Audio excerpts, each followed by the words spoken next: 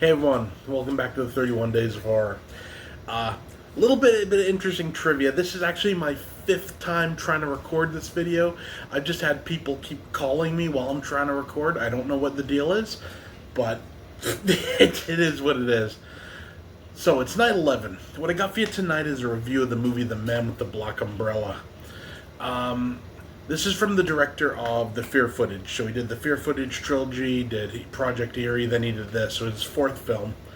The basic plot of this movie, if you've seen Project Eerie, you know it ends with like throughout it there's intercut like this video footage of like someone's backyard, and like a guy comes up with an umbrella and he with a knife in his hand, he goes up to the door, goes in, like then comes out a couple of minutes later with like blood all over the knife and leaves. This is that story made full.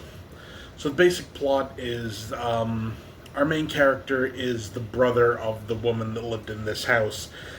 She's been murdered along with her husband, and he's he wants to know what happened to his sister, so he hires a private investigator.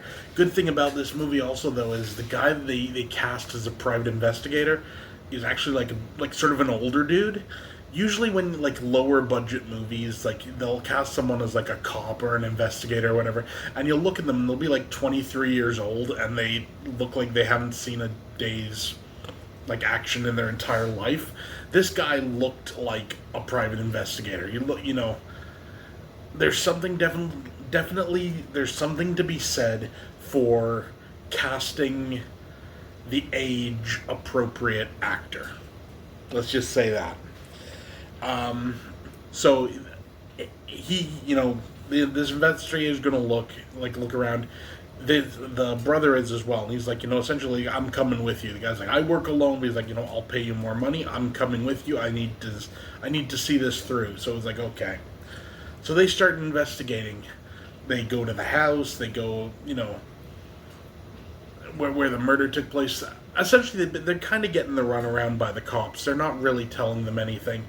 Um, they, you know, they want to get like the cop says to like talk to the supervisor. So they talk to the supervisor, and the supervisor's like, that case has been took over by the feds or whatever, and they're not telling you anything. You know, there's a lot of stuff kind of hidden. Uh, while they're investigating this stuff, they discover things that weren't. I don't want to say publicized because that's not the right word. They get information that they were never told. They get information like they talk to the coroner that did the autopsies on the bodies, and he tells them some stuff that you know they were never told, and like you would think the family would have been told, but they weren't. Everything leading to the belief that this is much bigger than you realize. You know, there's a lot more to this than they're letting on.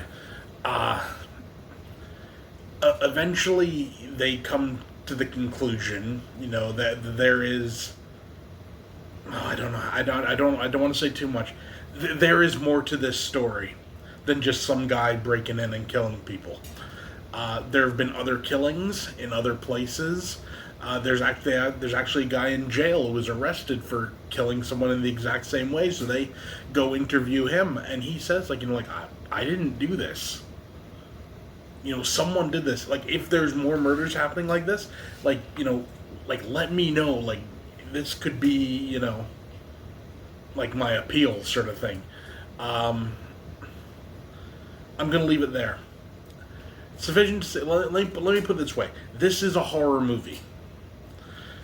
It sounds kind of like a thriller from what I've just described. No, this is a horror movie. Don't get that confused. It's found footage. It's just awesome. For a rating, I give it 9 out of 10. Now, just for comparison, the Fear Footage I give 10 out of 10. I love the Fear Footage. It is one of my all-time favorite movies. This is just below that because this director has a really good talent for just ratcheting up tension. And he does it really well here, but he doesn't. It's not as well as in the Fear footage.